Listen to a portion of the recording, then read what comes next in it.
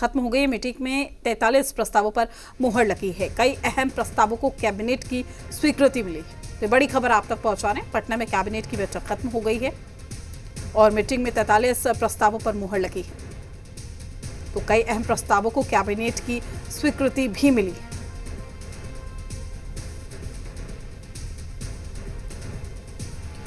तो नीतीश कुमार की अध्यक्षता में कैबिनेट की बैठक हुई। बैठक खत्म हो गई है और मीटिंग में 43 प्रस्तावों पर मुहर लगी है। कई अहम प्रस्ताव इनमें शामिल हैं। कैबिनेट की स्वीकृति मिल गई है इन प्रस्तावों पर। तो पटना से इस वक्त की ये बड़ी खबर, नीतीश कैबिनेट की बैठक खत्म हो गई है। नीतीश कुमार की अध्यक्षता में बैठक चल रही थी और इस बैठक में 43 प्रस्तावों पर मुहर लगी है।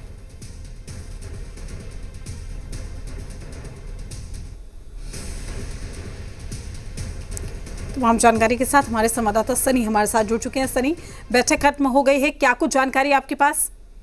बिल्कुल, मुख्यमंत्री कुमार कैबिनेट की बैठक खत्म हुई है और 43 एजेंडों पर मुहर लगी है, जिसमें मुख्य रूप से बिहार के अंदर रोजगार, धंधे, इसके अलावा उद्योग लगाने को लेकर, साथ ही नई नियुक्तियों को लेकर फैसला लिया गया है, जिसमें कृषि विभाग में लगभग 700 नियुक्ति होगी। इसके अलावा ये सबसे बड़ी खबर निकलकर सामने आ रही है, तो मुंबई में बिहार भवन का निर्माण कराया जाना है और 314 करोड़ की लागत से इसका निर्माण होगा। इसके अलावा दरभंगा एयरपोर्ट के पास कार्गो और लॉजिस्टिक निर्माण के लिए जो जमीन अधिग्रहण किए जाएंगे, उसको लेकर मुआवजे की राशि का ऐलान किया गया है।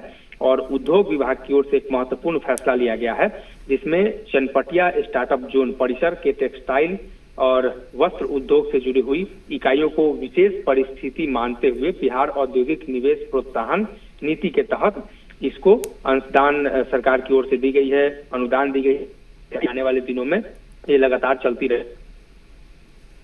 सामने आ रही थी कि परिसर जो है वो किसी भी वक्त बंद हो सकता है और स्थिति काफी खराब थी। उद्योग विभाग ने एक बड़ा फैसला लेते हुए ये फैसला लिया है। इसके अलावा खान भूतत्व विभाग की ओर से भी महत्वपूर्ण फैसले लिए गए हैं। इसमें पटना जिले के अंदर कुल 7 बालू घाट जो गंगा के किनारे हैं, घाटों पर Bihar state road development corporation limited की ओर से कई तरह की योजनाएं वहां पर आनी है और उसी को लेकर बालू खनन और हुए कई महत्वपूर्ण मुद्दों को लेकर सरकार ने फैसला लिया है। पथ निर्माण विभाग की तरफ से रिंग रोड बनाए जाने को लेकर, जिसमें कन्हौली, शेरपुर, इसके अलावा गंगा में जो 6 लेन का ब्रिज बन रहा है, साथ ही बिहटा दानापुर एलिवेटेड कॉरिडोर के जंक्शन डेवलपमेंट को लेकर सरकार ने प्रस्ताव रखा है और इसका जो 284 करोड़ आएगी और इसी को लेकर सरकार ने इसमें फैसला लिया है। इसके अलावा पथ प्रमंडल सुपौल के अंतर्गत रेलवे स्टेशन